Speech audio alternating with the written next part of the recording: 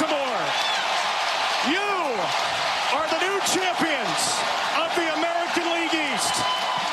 Well, don't go too crazy. The Baltimore Orioles, they got to dance around and celebrate winning the AL East by beating the Red Sox yesterday, and our good friend Ryan Johnston is one more Red Sox loss away from burning his over-under win total ticket for the season. They got to win out, right? Yep. All 3 games. 76 wins with 3 to go. And Baltimore's got 100 wins. Yep. And they still have something to play for to get the 1 seed, right? No, they just clinched the 1 seed. No, they got the AL East. Didn't.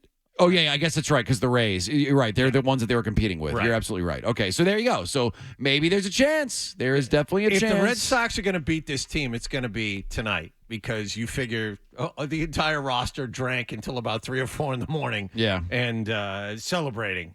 However, there was one moment yesterday that I did find kind of interesting. When Alex Cora was asked about his job security, he said this. How secure are you in your own future? Just give me the answer. I'm good. I'll be here next year.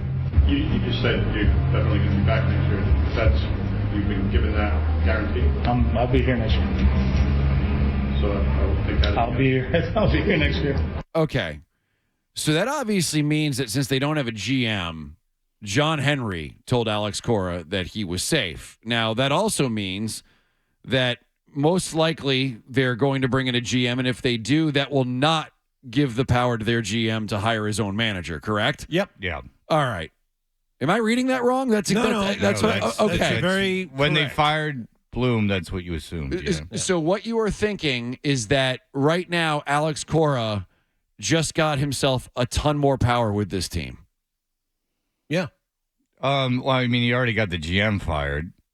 So yeah, they made a choice. They fired the GM instead of the manager. Yeah. I think that things are pretty much the way that once they fired Bloom, that this was the way it was going to be. It almost sounds to me too, Fred, that if you've got Alex Cora saying that and that he's very confident, is that they are going to look to him to give his approval of whoever the GM is that they bring in, correct? Well, Don't I you think that he would have some input the way that, if they're saying no matter what, you're here, they're going to want to run it by him to make sure that this is somebody that... Well, from what I've heard is that they want someone with experience and they want someone with a relationship with Cora. Now, apparently the guy from Arizona...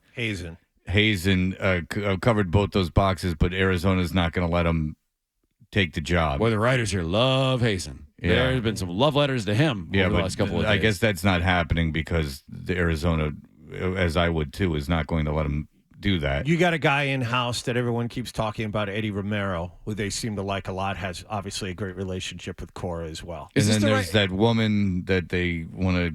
Who's the woman that they want to... Is it, Raquel Ferreira? There's a woman that they want to... I believe. Keep her to extend her responsibilities. Right. Is this the right move? Is Alex Cora, or do you feel good about this? I mean... I think Alex Cora is a very good manager, and I think given the roster... How can you say that? Given the roster he was saddled with... You can't do worse than where they finished. Well, you could do worse than the record.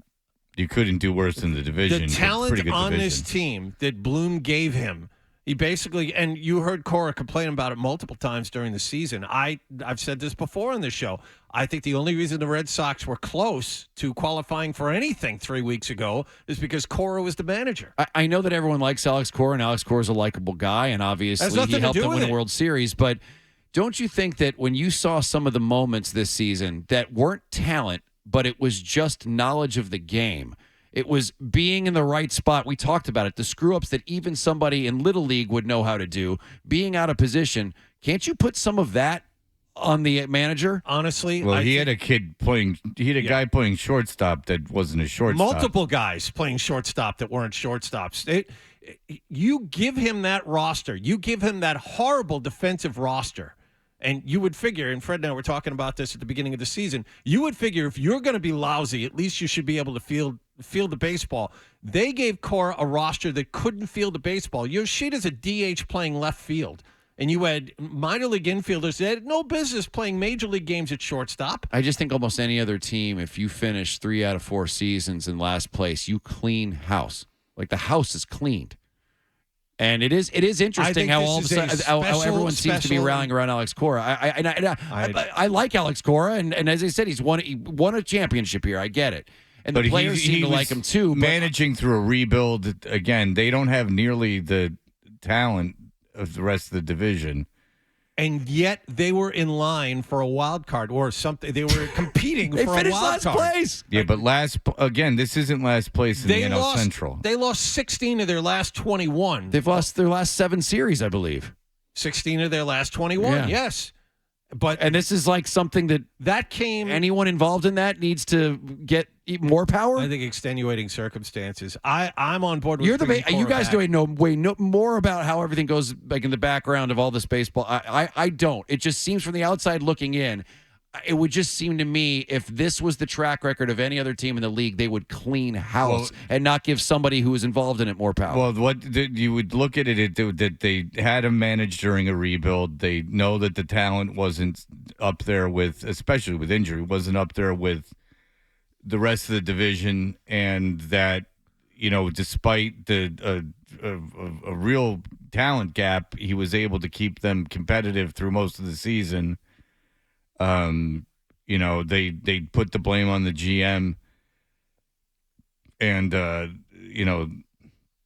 they like him. They like him. It shows actually that the team was paying attention, which I didn't think they were doing. If the team wasn't paying attention and you just look at the numbers, you fire everybody, you get everyone the hell out of here. But it shows that ownership was paying attention. They understand the roster that Bloom gave his manager, and so they fired the guy who handed that S sandwich to him. They didn't fire the guy who had to eat it. They understand that he's a talented guy. I think we all agree that it was the owner who essentially decided that this crap sandwich was going to be the way that it is. Or Bloom was afraid to pull the trigger on any meaningful moves. Either way, either buying or selling, he kind of just stood in purgatory. And by the way, the new rumor, which I'm very excited about as someone who goes to a lot of games, is that if they could get Soto to agree to an extension, Mayor for Soto. Yeah, I'd do that. I'd do that. In a second. I do that. I would do it before they could change their mind. Well, they're going to have to do something massive this offseason. Indications are the fact that they got rid of Bloom says that they are now going to go back to the way they were 5 years ago. Who are your big free agents this offseason? Pitching-wise, and Blake, other than Ohtani, of course, because that's the Aaron Nola, the ace in Philadelphia, Blake Snell, who's going to win the Cy Young Award, the National League. He's been unbelievable. Yeah, he, I believe, is a free agent as well. Another guy who's going to be a free agent that was good is that kid Urias from the Dodgers, who is now radioactive because of the domestic violence. Well, Urias isn't going to play baseball again, John. Yeah. Is he a free agent? He is. Wow. Well, he can play for the prison team. Yep. You brought up Urias. Yeah, he's going to be in jail. What's Bobby V doing?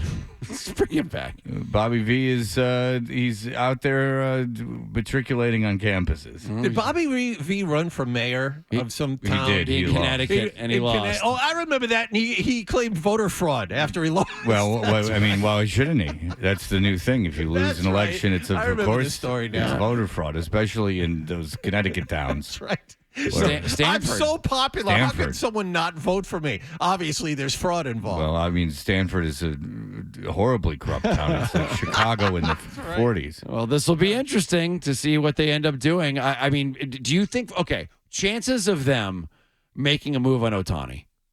No, I wouldn't. I'm not saying whether you would or you wouldn't. Chances that they would. Not a realistic move. I think they're going to try. And it's not like one of those things in the last 4 years that, the Red Sox are interested. And they offer like half what everyone else is. They'll actually make a legit push for him. I believe they will. Well, see, I don't. I think that they're going to, they desperately need pitching, so I think that they'll be in on all the free agent pitching. I think they will try to swing a trade because there's going to be big names available in trade. And, I got very excited when I heard about Soto. If you had Soto playing for this team every day, that would be certainly a reason to go to the park. Dan just reminded me that he says, didn't Bobby Valentine's campaign get upended by that video where he didn't pick up his dog's poop? big poop bag. Again, the special interests of destroying this country.